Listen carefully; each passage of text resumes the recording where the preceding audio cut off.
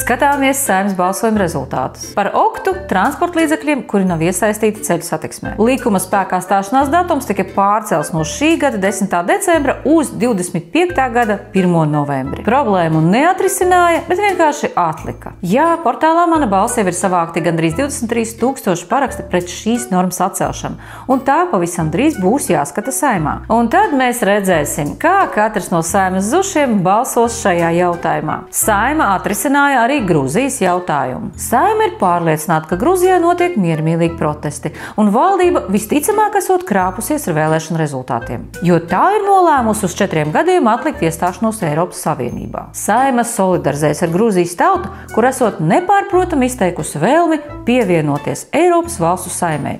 Tikai valdība to neļauj. Nu lūk, ar citām tautām mūsu Saeimai vienmēr sanāk labi solidarizēties. Tikai ar savējo kaut kā neveicas.